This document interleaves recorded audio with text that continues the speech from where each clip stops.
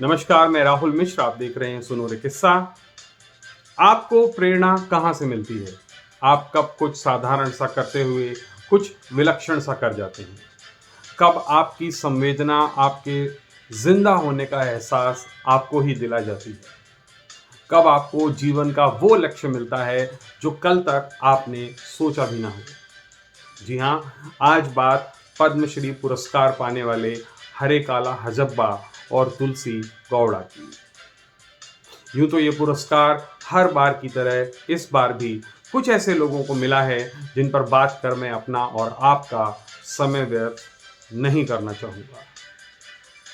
तो आइए सबसे पहले बात करते हैं हरे काला हजब्बा की। बात साल 2000 की है। हरे काला हजब्बा ने एक पहल की, एक ऐसी पहल जिसकी नींव यूं ही एक वाकये ने रखी। सड़क पर फल बेचते हुए जब एक विदेशी ने इनसे किसी फल का अंग्रेजी नाम पूछा तो हरे काला निरुत्तर हो गए। ये उनकी निरुत्तर होने की टीस इतनी तीव्र थी कि निरक्षर होते हुए भी उन्होंने प्रण लिया कि उनके गांव न्यू पाडको, जो बेंगलुरु से 350 किलोमीटर की दूरी पर है, के बच्चे इस तरह की शर्मिंदगी से दो चार कभी नहीं होंगे। फल बेचकर उसी कमाई से शुरुआत की। 150 रुपए प्रतिदिन कमा पाते थे और सहयोग के बिना किसी खास सहयोग के स्थानीय मस्जिद के मदरसे में स्कूल खोला और कुल 28 बच्चों के साथ शुरुआत की। धीरे धीरे बच्चों की बड़ी संख्या के कारण बड़ी जगह की जरूरत भी महसूस हुई, तो अपनी जमा पूंजी और कर्ज के सहयोग से प्राथमिक स्कूल की इमारत बनवाई। उनकी लगन औरों के लिए प्रेरणा बनी और अब सहयोग आना शुरू हुआ। उन्हें कई पुरस्कार और सरकारी 1 लाख रुपए की मदद भी मिली, लेकिन हजब्बा इसे बस शुरुआत भर मानते हैं। जब वे नंगे पैर अपना पुरस्कार लेने पहुंचे तो हॉल तालियों की गड़गड़ाहट से गूंज उठा। ये तो तय है कि उन्हें लोग आज जननायक और आदर्श के रूप में देखते हैं, लेकिन हजब्बा के प्रयासों को असली सम्मान हम तब दे पाएंगे जब ऐसे प्रयासों में हमारी आहुति और सहभागिता होगी। नहीं तो ऐसे कई हीरो इस देश में हैं जिनके प्रयासों को हम 2 दिन में भुला देते हैं।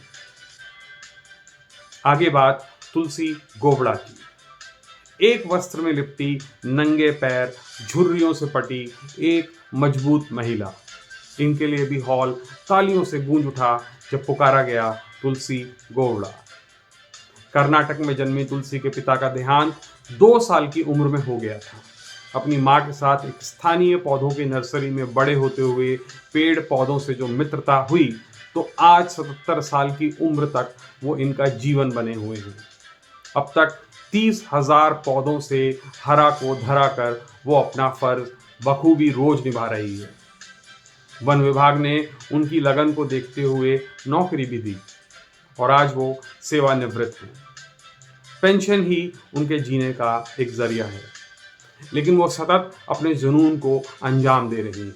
हर पौधे की हर किस्म की जरूरत और उसका फायदा, इनका उसे विलक्षण ज्ञान है। उन्हें पौधों की एनसाइक्लोपीडिया कहा जाता है और उनका ज्ञान किसी भी संस्थान से पढ़े वनस्पति विज्ञानी जितना है। लगातार धरती को बचाने की जागरूकता फैलाती हुई ये कभी नहीं थकी। गरीबी के कारण से कभी स्कूल न जा सकी और इन्हें दिहाड़ी मजदूर भी करनी पड़ी। कम उम्र में शादी और फिर पति की मृत्यु होने के बावजूद इनका हौसला और प्रकृति से प्रेम बरकरार रहा। आज वो पूरे देश के लिए प्रेरणा है। ये देश इनके इस योगदान को याद रखे और इनकी कर्मठता से सीख ले। आज ये दोनों नाम सुर्खियों में हैं। इन कर्मठ हाथों में पद्मश्री हैं।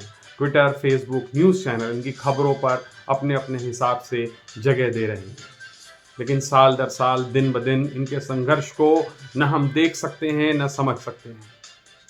तो समय है अपने असली हीरो को सम्मान देने का और याद रखने का।